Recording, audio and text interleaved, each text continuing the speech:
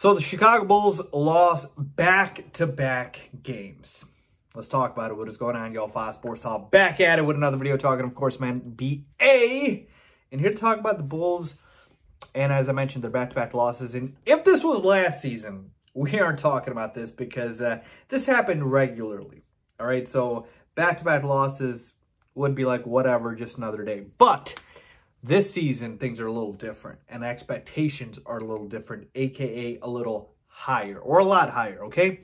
And the Bulls had gotten off to a blazing hot start at 6-1, and now you find yourself with back-to-back losses. Now, usually you would think, Fiz, it's so early in the season, not even 10 games in, and you're already talking about back-to-back losses. Why is that? Well, the reason is because of expectations. I really, really do believe this Chicago Bulls team has a lot of potential here. And the two losses that we just took back-to-back to the same team in the 76ers was inexcusable to me. All right, so let's talk about these two losses, all right? Both of them, again, coming against the Sixers. We played them back-to-back. And the first thing I want to tell you guys is this. You might be thinking, Fiz, Philly's a good team, right? It's not like we lost back-to-back games to the Orlando Magic, all right? Or, you know, some bottom feeder team like that. True, but we should have at least beat Philly one time. Heck, we should have beat them twice, but I digress. We should have at least beat them one time, okay? And these two losses kind of exposed some early problems that the Bulls could be dealing with if they don't fix them right away, and that could linger on throughout the rest of the season, all right? So the Sixers are good. I give you that. All right, but they aren't that good, meaning the Bulls can't even beat them one time. And mind you, they didn't even have their second best player, Tobias Harris, for both of these games. He was out due to COVID. So it's really just Joel Embiid and a bunch of okay players, right? You got your Seth Curry, Shake Miltons, Tyrese Maxey's, but nothing really great, right? So it's Joel Embiid and what? So to me, that's why it was inexcusable to lose to the Sixers team two times. One time, okay, I get it. But twice, no. So what did it expose? A couple of things. Two in particular. Number one, I believe the Chicago Bulls have a problem with Nikola Vucevic's role. Now, Vuce had a tough matchup going up against Joel Embiid. And Embiid's a tough matchup for anybody. But, I mean, the offensive production was just not there at all. Like, he was non-existent offensively. And I get it. Joel Embiid is a beast, and he can do that to a lot of centers, but you need more from Nikola Vucevic. And he, to me, in these last two games, has been relegated to a stand-up, spot-up, three-point shooter. That's it. He shoots threes, he rebounds. And that's fine that Vuce can shoot threes. It's not that I don't want him to, although he took a three late in the game, which, again, I wish it was Zach or DeMar DeRozan, but yeah, it's not that I'm saying Vuce can't shoot threes, but that can't be the only thing. He's too talented. He's way too talented.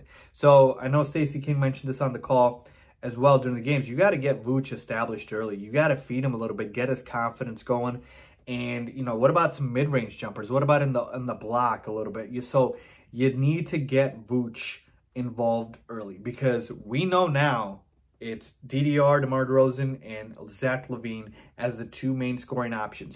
But I don't want Vuce to be, you know, just a third nobody where he has to just stand around and watch these two guys go. No, I need Vuce to be the third option. He's too talented to not be.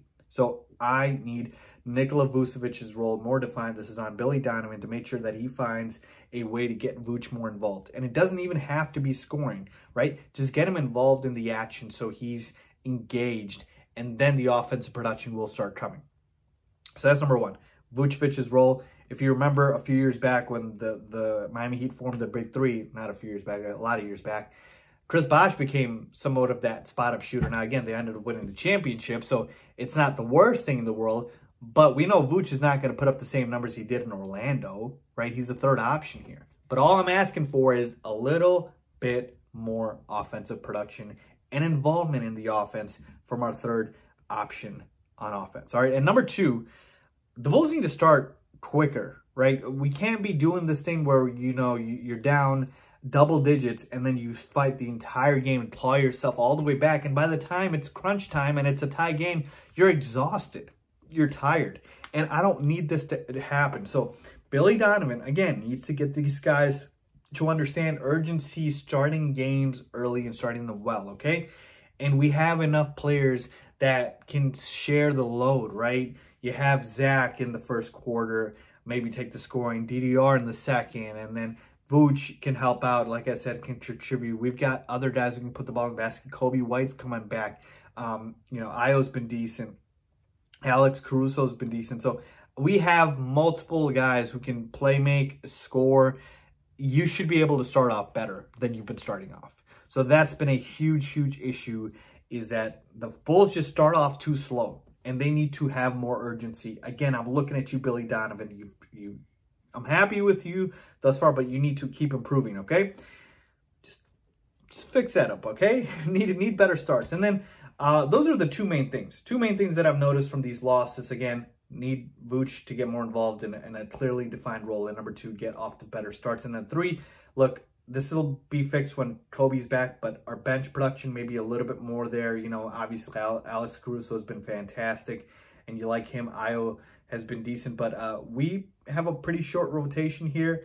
Again, it's a long season. I don't want our main guys to get tired and exhausted, and Zach and DeRozan and etc. So again, Kobe's going to come in, bring that spark off the bench, but maybe more bench production would be kind of nice. But it's still mainly those two things, right? Vooch's role in starting off strong. So again, we should have beat Philly at least once, if not twice. Let's hope this doesn't happen again. I don't want to deal with back-to-back losses. That's how great my expectations have become. Of course, unless you're going up against, you know, like title contending teams. But for the most part, folks, my enthusiasm and optimism has not changed about the Bulls. I'm still very, very excited, and I'm watching every single game. That's how hyped I am. Not that I wouldn't before, but you get my point. I'm hyped to watch the games. It's exciting. The Bulls are exciting again. So again, let's see what happens here, but just want to get that out to you guys. So let me know what you guys think. Leave a comment down below. What do you think the problem was in these two back-to-back losses to the Sixers? As always, thanks for watching.